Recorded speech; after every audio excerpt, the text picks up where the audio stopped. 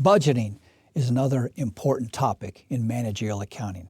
Remember, managerial accounting, detailed stuff that we use every day inside a business. Not the kind of thing that we're going to reveal to people outside. It's the kind of stuff that we're going to be using inside.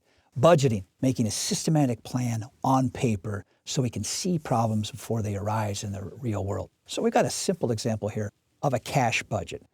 We've got a company, we'll call them Darrell Company. It's the end of September. And they've budgeted the following cash receipts and cash payments for the next 4 months. So at the end of September, they've got $54,000 cash in the bank, and they're just looking forward to seeing what's going to happen in the next few months. And we see in October, their cash receipts are going to be $10,000. They're going to have to pay $50,000. November, again, they collect $10,000. They got to pay $60,000. So October and November are going to be some lean months.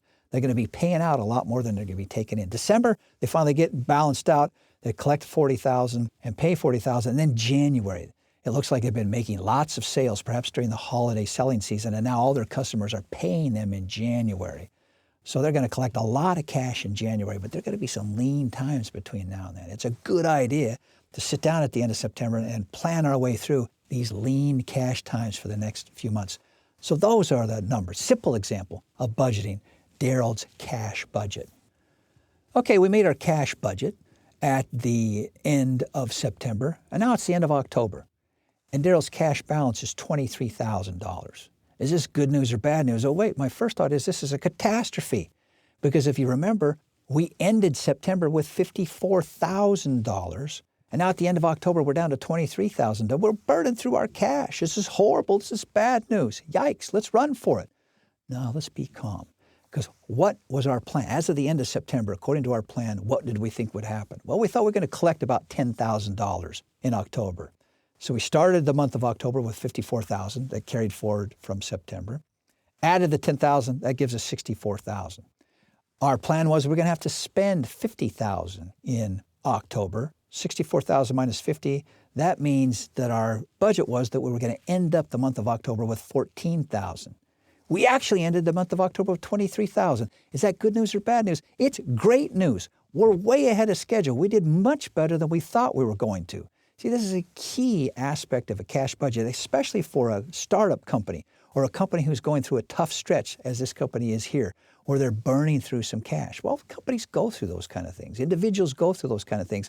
But if you plan it out, and so in October, it looks like our cash is going to go from $54,000 down to $14,000. You know, that's how things are going to work out. That's what the plan is. And you come to October and you say, wow, it only went down to $23,000. We're ahead of schedule. The budget gives us a more realistic, meaningful target than just saying, hey, our cash went down. Budgets give you hope, give you more realistic targets in times when maybe there'll be some lean cash times, as you see here. All right, let's go back to the beginning. It's the end of September. We're doing a cash budget for the next 2 months now. And we said, okay, in October, it looks like the way it's going to work out, we're going to end up the month of October with $14,000. That's the cash budget. That will roll forward into November. So we'll start November with $14,000. We're going to collect another $10,000. That'll give us $24,000. We got to spend $60,000 in November. It looks like we're going to come up short $36,000 in November. We're going to have to buy $36,000 just to have enough cash to cover all our obligations. So that's our budget. We made that at the end of September. Now November comes along.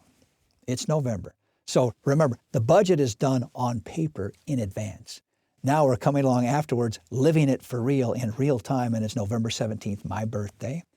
And we say, oh boy, we got to borrow $35,000 to avoid having our check start to bounce, to get in trouble with all the people to whom we owe money. Are we in trouble? We got to borrow $35,000. Well, here's the way to view it. There are two ways to live life. Business life and life in general. One way is to carefully plan out a budget like we've got here. If we've got a careful budget, we say, well, our plan was in November, it looked like we were going to have to borrow $36,000. That just looked like what we were going to have to do. That was in the plan. And now November actually comes along and we have to borrow $35,000. Okay, fine. We expected that. There's not a catastrophe here. We knew this was coming. We have planned for it. So that's one way to live life, to plan things out on paper, to do budgets so that when tough times come, okay, we know it was going to be tough. We know we can get through this because that's part of the plan. A second way to live life is to never do a budget, never make a plan, and just wake up every morning and let things come as a complete surprise to you. That's a very exciting way to live life. It's a little bit stressful to wake up on the morning, November 17th, and say, wow, I got to borrow $35,000 today. Where's that coming from? I didn't know that was going to happen. So if you want to live your life as one exciting, unforeseeable adventure after another, by all means, don't make budgets. Because budgets help you see problems in advance and probably solve them in advance before they ever actually happen. So it's how much excitement do you want in your life? If you want to have your excitement in other ways, do budgets. That'll allow your business, your personal affairs to run more smoothly, so then you can save your excitement for other things, like looking at companies' balance sheets and income statement of cash flows. Now that's where some real excitement should come. But if you want to have your excitement in terms of a business surprise every single morning, don't have any budgets. Then you get these surprises in a completely unexpected way. I don't think my heart could take that kind of thing. So it's September 30th. Remember, Daryl forecasted his cash collections and cash payments for the next 4 months. So we've already looked at the first 2 months, October and November, and it looked like Daryl was going to have to borrow $36,000 in November. That was his plan. December, his plan was he would start December with no cash. He would collect $40,000 cash during the month. He would pay $40,000 cash during the month and end up the month again with nothing. January, though, finally, even though he starts the month of January with nothing, at least this is his plan as of September 30th, he's going to collect $120,000 in January, only has to spend $10,000. That gives him a surplus of $110,000. He can repay that $36,000 loan. He could even pay it back with interest if he wanted to build that in. And he's going to end up the month of January with $74,000, which is more than he started with clear back at the beginning of October. Another way to borrow the money in November is to do this. It's September 30th. Daryl does this cash balance right here in front of us. Daryl takes it down to his bankers. Banker, how are you? Fine.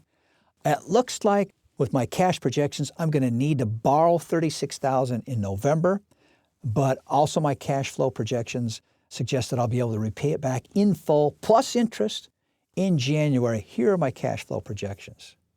The banker's going to take these numbers, might ask a few questions, probe a little bit to make sure that the numbers are reliable, and the banker could right then on September 30th say to Daryl, okay, I'm going to pre-approve you. Based on these numbers, I see the cash need. I see when you'll be able to pay us back. So yeah, we'll sign the papers right now so that when you need the money on November 17th or whenever else you're going to need it, you just come in. It'll be here waiting for you. So what are the benefits of a cash budget in particular in this case, and a budget in general? Well, when you budget things, it really means you're running a simulation of how your company is going to operate for the next few months. And you say, well, okay, we need to make advance arrangements for this. We need to arrange that loan well in advance of when we actually have to make it. The budget allows you to have realistic targets. Listen, we thought we were going to have $14,000 at the end of October. We actually had $23,000. We're ahead of schedule. That's great. A budget gives you hope. This is especially important for startup companies because startup companies have some lean times. They burn through a lot of cash, for example. It's nice to have a cash budget like the one that Daryl Company had here because we see, yeah, we're going to burn through some cash in October and November, but we're going to have surplus cash in January. So there's hope. The budget creates the light at the end of the tunnel. And the budget helps us identify and solve problems on paper before they ever happen in the real world. There are huge benefits to budgeting for all organizations, for businesses, and for you and me personally.